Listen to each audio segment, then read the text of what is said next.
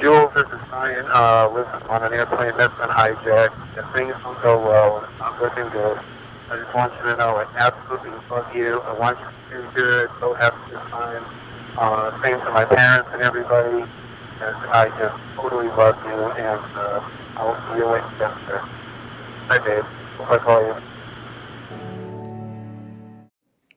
That was a voicemail sent from Brian Sweeney to his wife, Julie, on September 11, 2001, while he was a passenger on Flight 175, which was flying from Boston to Los Angeles.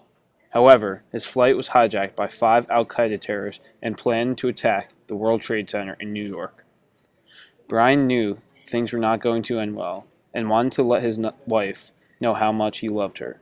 This is just one of the thousands of heartbreaking events from that tragic and infamous day. Overall, America as a country had changed so much with the attacks, mainly because it was terrorism that had been an incentive for Al Qaeda to kill 3,000 Americans in cold blood. In addition, this was the first time America had been attacked deliberately on their own soil since Pearl Harbor in 1942. It shocked Americans that this occurred, especially since they were able to watch it on their televisions. It was truly a horrific day for America.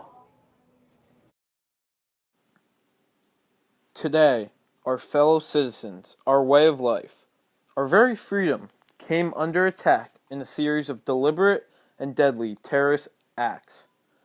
The victims were in airplanes or in their offices, secretaries, businessmen and women, military and federal workers, moms and dads, friends and neighbors. Thousands of lives were suddenly ended by evil, despicable acts of terror.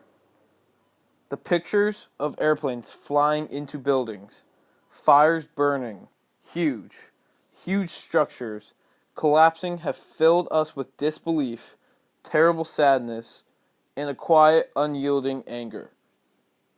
These acts of mass murder were intended to frighten our nation into chaos and retreat, but they have failed. Our country is strong. A great people has been moved to defend a great nation.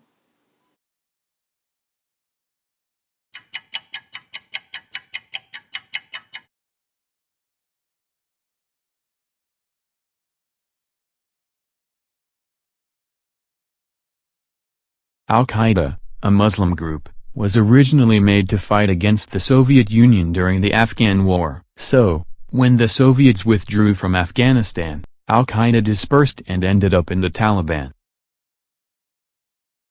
This is where they merged with a number of other militant Islamist organizations, including Egypt's Islamic Jihad. On several occasions its leaders declared holy war against the United States. The reason for the declaration of war against the U.S. was to drive out American influences from Muslim nations. In 2001, 19 militants associated with Al-Qaeda staged the September 11 attacks against the United States. The U.S. government responded by attacking the Taliban and Al-Qaeda forces in Afghanistan. A speech by John Brennan in 2011 gives a detailed look at how the U.S. defines Al-Qaeda's goals. These goals purposed 4 different objectives.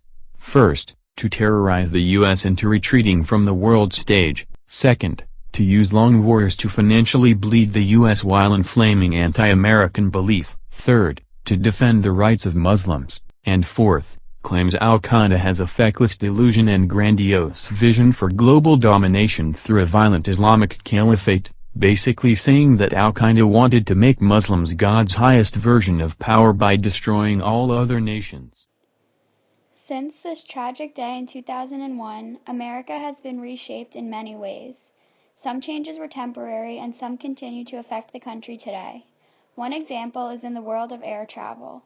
There was an obvious and immediate change, and security in airports also continues to advance today. Things such as machines to scan travelers for weapons, removing shoes, and banning liquids were newly established procedures after 9/11. As for on the plane, pilots are allowed to apply to act as a federal flight deck officer, giving them the right to carry a loaded gun and act as an officer on the plane. Another example is changes regarding the government. More than 130 pieces of 9/11 related legislation were introduced in the first year after the attacks, and 48 bills and resolutions were approved. One of these pieces of legislation is the Patriot Act, which was signed into law on October 26, 2001, almost 2 months after the attacks.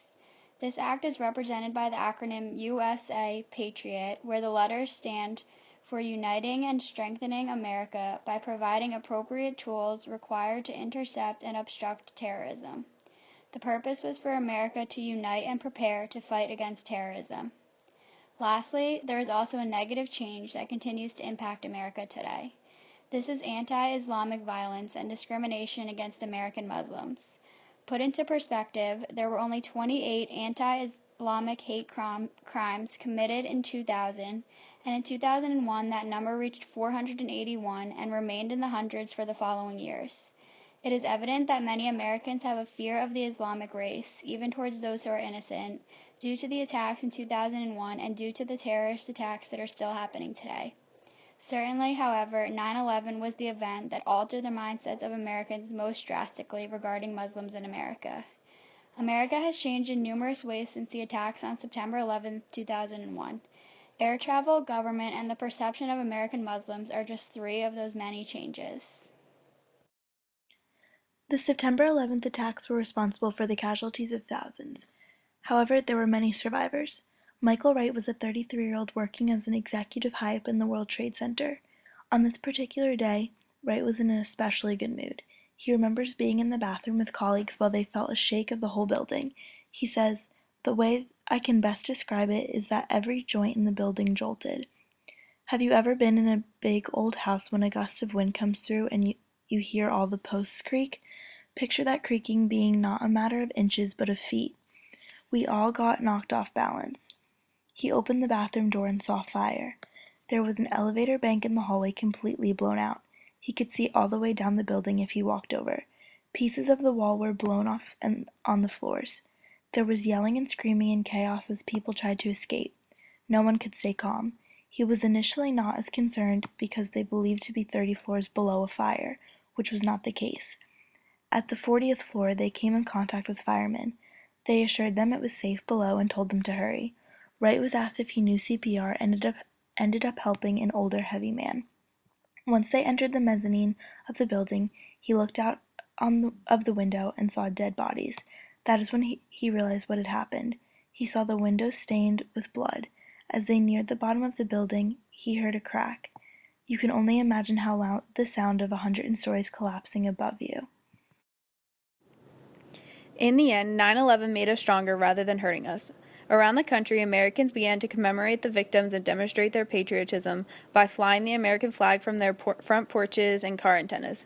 Some were so proud to be an American they joined the military because of it. For example, Pat Tillman left a 5-year, $9 million NFL football contract to go fight in Afghanistan. 9/11 Red Cross organization raised $3 million in 2 days, and nearly 36,000 liters of blood were donated. An American citizen sitting in Union Square answered to the attacks by saying, "There's a sense of unity. We all feel differently about what to do in response, but everyone seems to agree that we've all got to be together no matter what happens, so you get a little bit of hope and togetherness." This quote was felt by everyone living in America, whether you knew someone who died in the attack or not. Overall, most people agreed with George Bush that after September 11th, the fight against terrorism was not just America's fight, but the world's fight.